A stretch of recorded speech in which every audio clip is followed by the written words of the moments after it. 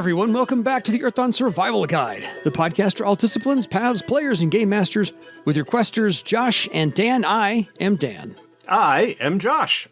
And on today's podcast, we will be discussing all things Ranellical and Elvish, I guess, because we're going to talk about the Escalanas Ranelle. So if you have any questions for us about anything you're going to hear tonight or anything you've heard us talk about for the previous 190 some odd episodes, please contact us at edsgpodcast@gmail.com. We will look forward to answering your questions, or more specifically, having Josh answer your questions, because that's not my role in this show.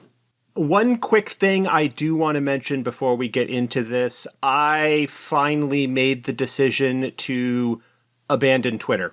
There you go. So both my personal account and the Survival Guide accounts, they still exist, just to avoid the possibility of them ending up getting squatted on. Yeah. But I have signed out of Twitter and shut off my notifications, and I am not going to be following those anymore. I think, actually, I may log in back one last time.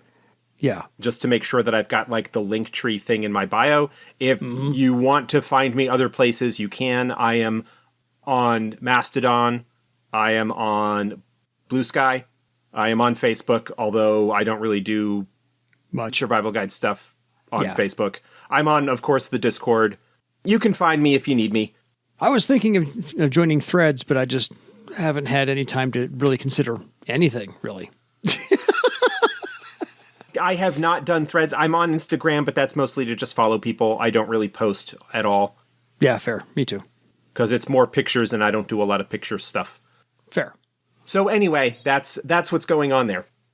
So on to the Escalanas Ranelle. This is a second in our series on the Elvish clan. Third? Really? Third. I'm already behind. Third. Yeah, we had the Karathaska and the Devanar. I've lost track of everything right now. Anyway. Look, man, it is the end of the year. We are slowly scaling that hill towards 200. It is the holiday season. And this is the redo episode, because I already deleted the file the first time, so we're doing this twice. Which is... Look, I did not mention in my little thing, I just said technical difficulties. I didn't say... Dan deleted the file wholeheartedly. Yeah. Deleted his half of the audio. Accidentally deleted my entire file. No, that's fine. Look, 200 episodes, we have actually had fewer of these than one might think. Yes, yes. We've had a couple of episodes where my audio was going through my webcam rather than my regular microphone. Yep. Those were fun. We did have one where something crashed, and we had one or two where we did have to redo. Oh yeah, remember the Saturday morning quick redos because my files were so corrupted on my old computer or whatever. Something, but yeah, reasons. Look, we are a production team of two. Exactly. Sometimes shit happens. Absolutely. Oh, by the way, actually, one other thing. I don't know if you saw this on the Failla Discord, Dan. No, I haven't seen anything for a while. Somebody was incredibly kind on the Failla Discord the other day. Their check is in the mail. User by the name of Metal Fan, that's with 2 L's on metal. Just wanted to say I've been listening to the EDSG podcast for a few weeks now. I'm around episode 40. Yeah. And wanted to say I appreciate your approach to sensitive subjects and the empathy you show in your comments. I love the fact that you used your platform to speak up about the BLM protests. So this was the George Floyd thing now 3 years ago, yes. 2.5 years ago. To curb down on crapping on other systems. Yep. And to make comments about the need for Aboriginal voices to be heard when implementing different regions into the Earthdawn system. Absolutely. We are all for inclusion. So we are doing something right. And by the time he catches up or they catch up here, thank you. I said thank you in the Discord absolutely. As well, but it's always heartening to get feedback like that. Not that I need the recognition, because it's the right thing to do, but it is nice for that to be recognized. Yeah, it's good to get the confirmation back. Great, I get a cookie. An extra one. I get an extra cookie. Tonight I finished off the whole box, but I get one from the next box of cookies that I ate, so... Maybe his name is Me Tall Fan, because there's 2 L's. Maybe. I don't know. Anyway. Figure that out. And it got a bunch of little, agreed, icons, emoji things attached to it. So a bunch of other people thought the same thing. Yay. but it was nice to have it expressed. Thank you, Meatall fan. We'll take it. There's 2 L's. I got to go with tall. Anyway, so on to the Escalanas Ranelle. And if I can think back of what we talked about a few weeks ago and try this again, we'll be in great shape. So this is traditionally the Ranelle that supplies the most warders to the Queen's service. So this is their spot in the Bloodwood and the political machinations therein. The leader is Kethos Escalanas, who is a mover and shaker. We will talk a lot about Kethos this episode and a couple more because he's involved in a lot of stuff. Kethos Escalanas, by the way, is a person who created the vast majority of the Ritual of Thorns. So that's where this Ranelle comes into play, and this is where, and this is how, really, he curried favor with Queen Alachia, is he created the Ritual of Thorns, which let them still live above ground during the Scourge and in their own home, instead of having to dig down and live like dwarves, which really Queen Alachia was not happy with. Well, they did have some underground sections of the original care, but they did have a significant sort of above-ground wooden citadel that failed. The Escalanas Ranelle kind of has their thing as the magic Ranelle, the magician Ranelle, because they supply so many blood warders and have such a long history of magical research and knowledge. But as I've said with the other 2 Ranelles we've talked about, that is not their only thing. Yeah. Certainly, there are non-magicians that are part of the family. Mm-hmm. There are other sort of lesser Ranelles that are affiliated with them in the western reaches of the Bloodwood, which is where they're based out of. But it's just the thing that they are best known for, and it is where a lot of the plot hooks and adventure connections are going to be attached when you're dealing with them. Agreed. So their ancestral home is on the western border of the Bloodwood, very, very far away from the Queen's Palace, which is on the eastern border. So they're about as far away, geographically speaking, as you can possibly get, which I think helps them in the long run, but we'll get to that in a little bit. They do have an ancient tradition of following magical disciplines, but to Josh's point, that's not all that they are known for. It's just primarily what they are known for. Kind of like Elvis did movies too, but primarily he was a singer. Right. So they have other things that they're into, but what they're known for is one thing. This is, however, one of the oldest Ranelles in Bloodwood. They began with a noble family from the Western Kingdoms. So they're kind of a import a little bit, or travelers per se. And they still, to this day, maintain considerable influence in many of the elven cities. Not just the Bloodwood, but the Western Kingdom cities as well. We'll get to them in a little bit. Their connection also with the Western Kingdoms and their origins deep in that area means that they have connections with Alachia, because Alachia also sort of presumably came from the Western Kingdoms. Yes. At least the most recent time, that's where she claimed to come from. That's a whole separate episode. Look, wait a few weeks. I think we do, like, a little bit of our discussion with Lou does talk about her. Yeah, because it can't not. A little bit. Because it can't not. But there is definitely that sort of strong ancestral connection there. With the Escalanas Ranelle going back farther in Wormwood than Alachia's public history, because they were around back with the time of Queen Failla.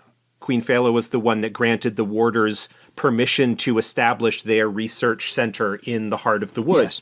So this Ranelle essentially curried favor not just for the Ritual of Thorns, which came later in their dealings with the Queen, but originally they had provided unique magic items, unique spells, unique rituals that impressed the Queen, and they came to prominence in the reign of Queen Failla.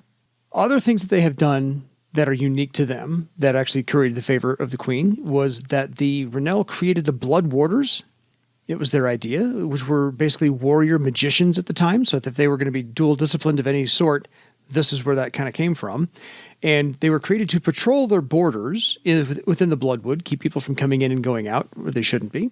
And they were also keeping any travelers safe. They had safe passage with the Bloodwarders as kind of like a secret service per se to take the travelers from within Bloodwood, lead them safely out so they wouldn't hit any pitfalls, bad creatures, whatever the case may be, so they can go back to where they came from after their diplomatic visit was over. They weren't actually known as the Bloodwarders until the transformation of the wood to the Bloodwood. They were known originally as the Queen's Warders. That was the title that they had up to the point that the Ritual of Thorns. The Ritual of Thorns was enacted. And like many other things in the Woods culture, there was kind of a shift that went along with that. It's not really delved into too much in the book, but I get the feeling that the Warders originally covered duties that were both what are covered today by the current Warders and by the Exolashers, which is another group of royal warriors. Mm-hmm. They're the ones, there are similar kind of duties that are performed by them. The Exolashers being more martial warriors, archers, swordmasters, that's scouts, that sort of thing. Whereas the Warders at this point are more heavily focused on spellcasting and magic and enchanting and so forth. Fair enough. Yes, they also created the ability to commune with nature, commune with the Bloodwood itself, where they were able to keep paths clear of undergrowth, magically speaking, and communicate long distances through the trees themselves, like the old-fashioned telephone game we all played in kindergarten, but they could do it through the trees themselves. So that is their communing with wood spirits. So I think I find that in and of itself just a fantastic ability to use when they're going through, just as something that these Bloodwarders can do that nobody else really can. Hasn't been explored much in any of the rest of the game. Yeah. So they were granted their private community in the Forest's Heart for magical research, and this is where we're getting to why Kethos wanted this here, to create the Ritual of Thorns, and the Ritual of Thorns itself was hailed as saving the elven people, and he was therefore hailed as the savior of the elven people. Kind of put him on par with the Queen. Yeah. The establishment of the Warders' Sanctuary in the heart of the wood predated the Scourge and the construction of the Care. As you'll perhaps recall, the entire palace was magically transported from where it originally was and where it stands now into the wooden citadel that was constructed around the Forest's Heart. That was where the Woods citadel was established, both, above ground and with some underground spaces as well. And so it was perhaps fortunate in a way that it was there, but I think also the reason that it was established there in the Forest's Heart was because of a desire on the part of previous Escalanas and Warder magicians to study and understand the pattern of the wood itself, probably due to immortal elf-dragon rivalry shenanigans. Understanding and controlling the pattern of the wood would allow for protection from, or allow them to secure control of the wood from Alamaze, or prevent Alamaze from exerting influence over the wood as a result of his knowledge about the place. So there is, I'm sure, some deep-level immortal elf-dragon rivalry that underlaid the foundation of the Warders and why they wanted to be where they were and stuff like that. Absolutely. So this is the genesis of and the ground floor of the Escalanas Ranelle. There's a whole lot more going on, especially over the last 20 years, because for the last 20 years, the Escalanas Bloodwarders have defied Queen Alachia, and they have been meeting with the Denairastas clan. And they pay for the Denairastas with true elements of true wood especially, and the Denairastas clan shares their magical knowledge with the Escalanas because the Escalanas are trying to kind of undo the Ritual of Thorns. Yeah, while he is hailed as a savior of the wood, now that the scourge is significantly over, Kethos does not agree with Alachia's continued performance of the ritual. He understands probably as well as, if not better than anybody else, what is at stake with regards to the condition of the wood and the corruption that is growing from its heart, what that potentially means, and everything else. He knows how intertwined the lives of the Blood Elves are with the wood itself, and probably has some ideas as to what the consequences of letting things continue as they are would be, but also what stopping it would do. Yeah. It mentions in the Elven Nations book that his latest attempt to extend his life hasn't worked. Mm-hmm. His time is running out, and he is hoping in some way to redeem himself and to be the savior of elvenkind again, but in a way that defies Alachia's desires. We've talked at great length about Alachia's desires and why they are the way they are. Yes. That she certainly would have an interest in ending the ritual as well, but there's a whole lot of pride and hubris that goes along with that. Yes. Because he has no problem helping the helping the vast majority of the elven people despite her wishes, because it's better for, the thousands of elves versus her ego. He's okay with breaking. He's like, yeah, but this is better for everyone, not just you. Right. The Denairastas have significant knowledge about blood magic. Yes. And so, allies of convenience, it's not that the Escalanas trust them. Mm-hmm. In fact, they trust them even less in the wake of the assassination of Varulus and the coup performed in Jairus, with the revelation that the Denairastas are working to take over things and overthrow things and cause problems. The Denairastas certainly are interested in getting their hooks and getting some leverage over the Escalanas because that's blackmail material. Yeah. Conceivably, that they could arrange for that information to fall into the hands of the Queen and cause all sorts of problems for Kethos and the Ranelle in general.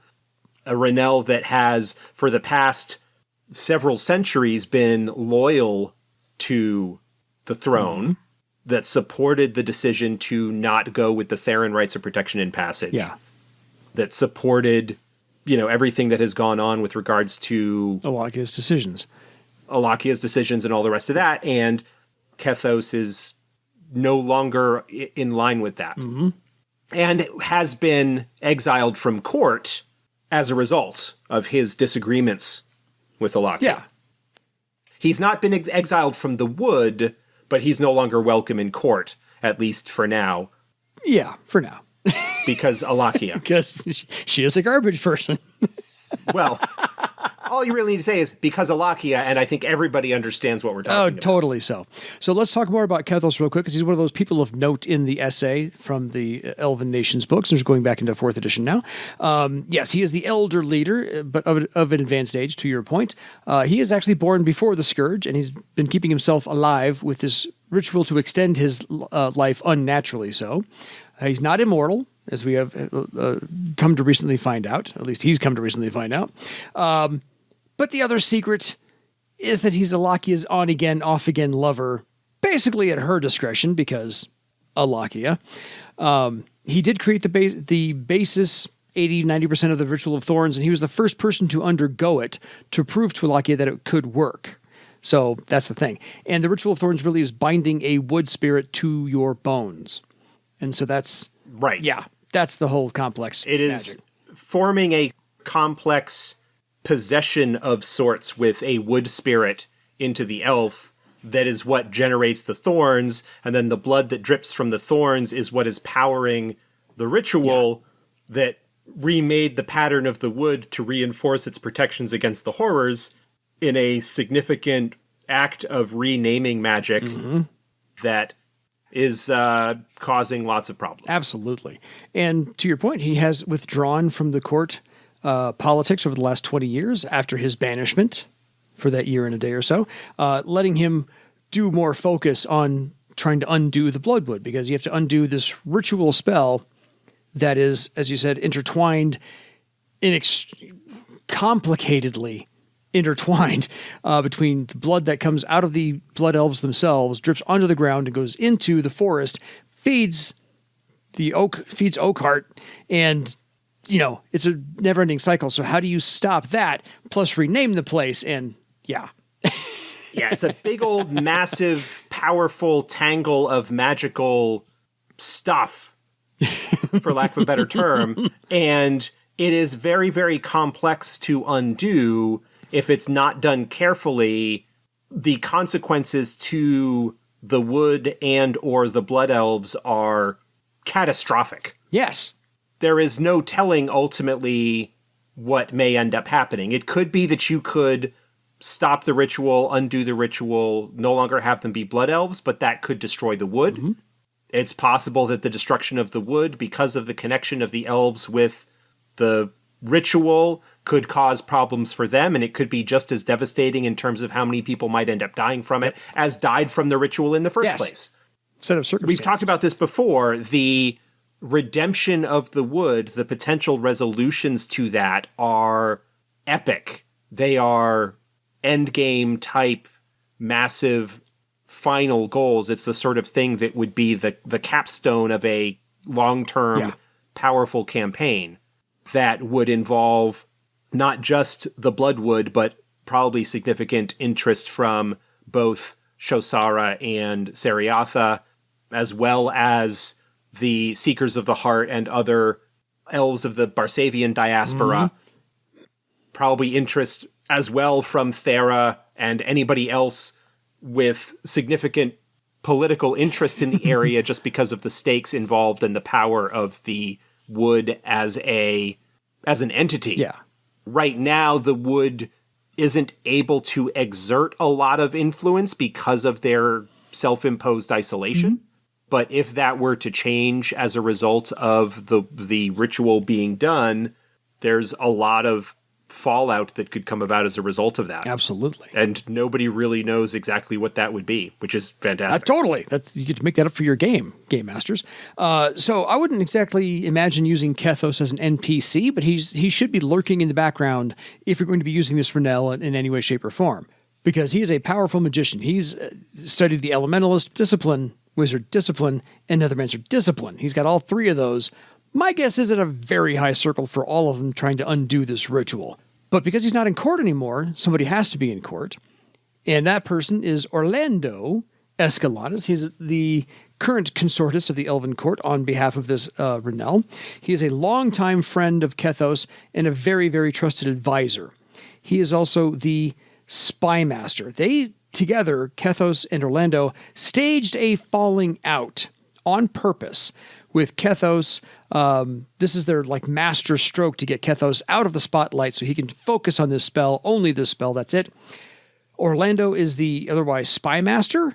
Feeding information about what's going on at court back to Kethos without, hopefully, other people realizing that that's going on, because presumably this long-time friendship has fallen apart over this disagreement about the Ritual of Thorns.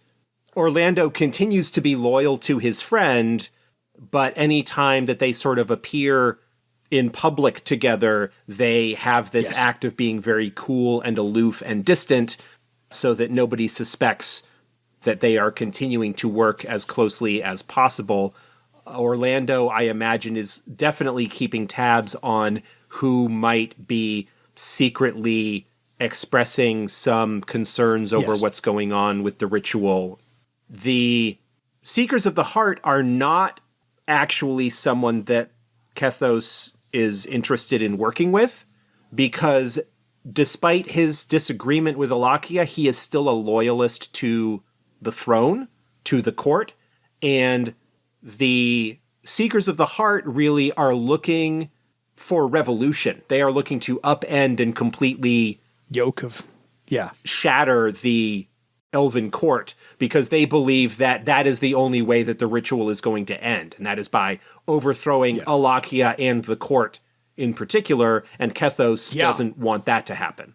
But any kind of adventure or storyline that is going to be involving the redemption of the wood, whether the player characters are involved with the Seekers of the Heart or some other elven powers, or perhaps even getting hired as outside agents by the Escalanas, that is the Ranelle that is going to feature significantly in connection with any of those kinds of storylines, because it is such a personal focus for since Kethos. They're keeping the meetings with, since Kethos is keeping the meetings with the Denairastas on the down low, the Denairastas are traveling into the Bloodwood because it's basically, as I said, their ancestral home is on the western border, closest to Iopos, where the Denairastas are located. And they are also, Kethos is using Oakheart's acorns to try and make a new forest's heart. So that might be kind of an inroad or an adventure hook, maybe? Yeah. The acorns of Oakheart, these are artifacts. These were gifts that were given by the queens to notable individuals, both within Wormwood as well as the diaspora of other elven nations, as things that were collected and sent away before the Ritual of Thorns. There is some speculation that they contain aspects of Oakheart's original pattern, that is one that was not warped by the ritual.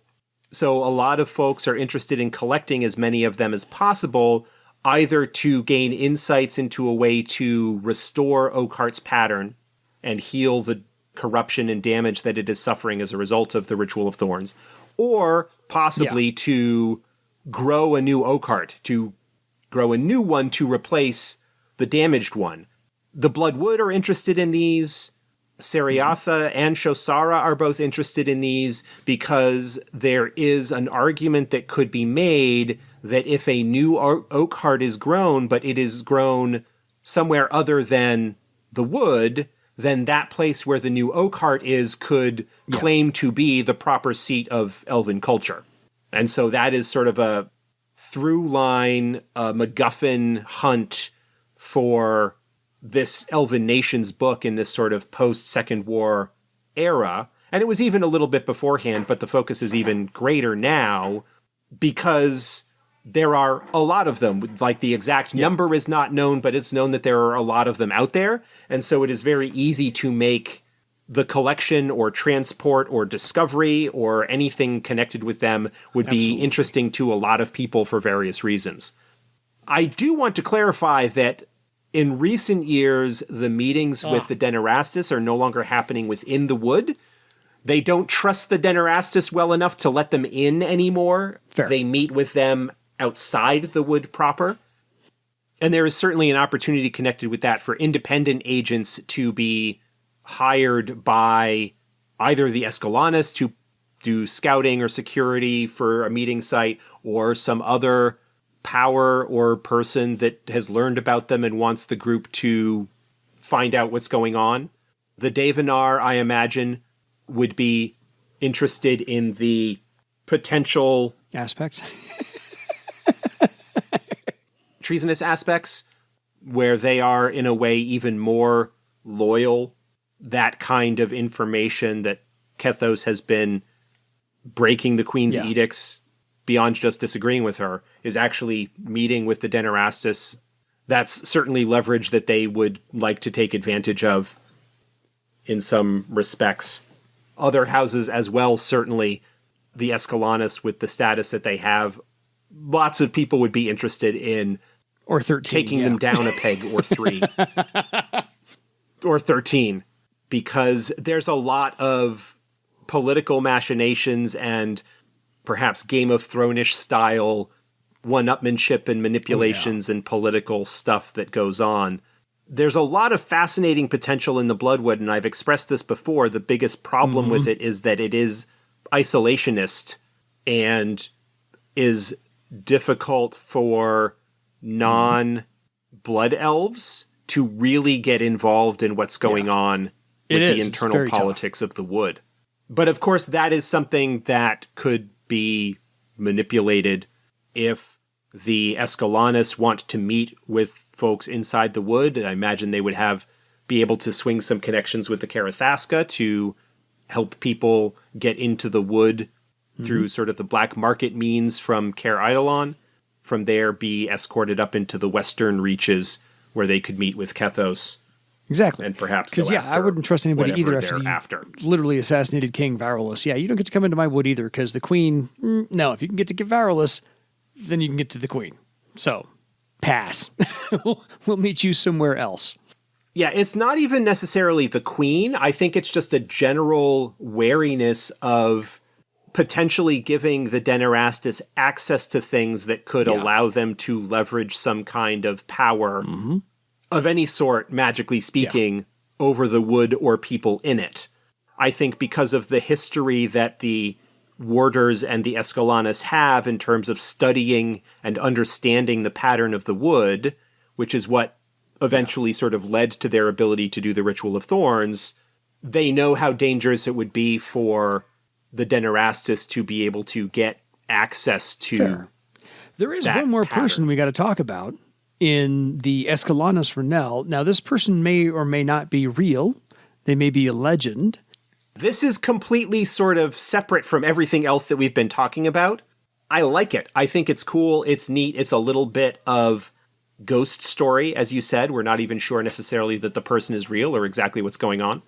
But this is another member of the Escalanas, another warder, that in the early days of the Scourge, prior to the Ritual of Thorns being enacted, something happened and she left the Citadel, presumably heading west back to the Escalanas family home, and was ne'er heard from again. In fact, most people have even sort of forgotten that she exists, that with the number of other folks that died during the Scourge as a result of the failure of the Citadel and the Ritual of Thorns, she's kind of a footnote in the Scourge histories of the wood. And yet, some strange things have been afoot in the western stalks the forests. woods of the western border on full moon nights, supposedly, by legend, drinking the blood of whoever. So this is kind of a cross between a werewolf legend and a vampire legend, kind of mixed into one, but only for this one Ranelle, because she was a member of the Escalanas Ranelle. Yeah. And it's not clear whether she is still alive and carrying on like this as a result of perhaps some kind of magical thing she did herself, or a horror curse, or whether this is perhaps some kind of spirit. It's just this weird kind of ghost story, mysterious figure in the western woods that causes problems for people. And actually, historically speaking, from a folklore perspective, the vampire and werewolf stories kind of all come from the same original source. Yeah. Different branches that grew out of the same root, but there is this kind of like cross. It is the closest thing at the moment officially in Earthdawn to a sort of vampire type situation. And that is certainly something that could be of interest. Another reason perhaps that independent agents from outside might be brought in to try and investigate or deal with this matter. Absolutely. And her name is Eleutheria Escalanas. Yeah, and there are some rumors about why she left, whether her mind broke in some capacity and she just wandered out, or whether she was subtly exiled as a result of some disagreement with the queen, or various other things. Again, as kind of a footnote in the histories of the Blood Wood at that time, there's not a lot of information that's really known, just a few rumors. This is something that is just kind of a neat mystery that's in there for game masters who so choose to flesh out and investigate further. Yeah. If you got a party that's camping near the Bloodwood on the western slope, western side, western border, but aren't really going to try and go in, yeah, throw Etheria at them and have some fun. See if you can tease them into the Bloodwood in some other way like that one. Who knows? But any further thoughts on the Escalanas Ranelle? I think they are significantly historically important to the Bloodwood. Yeah. Not sure exactly how to weave them in currently, but that's for the Game Masters to decide. They are definitely going to be important in games, like I said, that are dealing with the redemption or the attempted redemption of the Bloodwood in some capacity. Whether that is by magically undoing the ritual, whether that is by healing Oakheart, creating a new Oakheart. Trafficking in acorns. Yeah, whether the Escalanas are going to end up being sort of another party that is running counter to the Seekers of the Heart if the group ends up working with them. As an outside group, it is likely, or it would not be unusual for adventurers to be working with the Seekers in order to do that. But unless you are having a game that is interacting significantly with magic in the wood and elven politics within the wood, unlike the Karathaska. Davenar. Well, the Davenar less so, but the martial ones who we haven't talked about yet. Oh. The Talshara. Oh, yeah. Because they are both have a notable presence at Caer Idolon. Those two Ranelles are the ones more likely for groups outside the wood to interact with in a traditional game. Gotcha. Assuming that they, are going to Caer Idolon. Understood. So, folks, if you have any questions for us about the Escalanas Ranelle or any of the other Ranelles we either have talked about or will talk about, please drop us a line at edsgpodcast@gmail.com. And until next time, undo the Ritual of Thorns for your legend. Good night, everybody.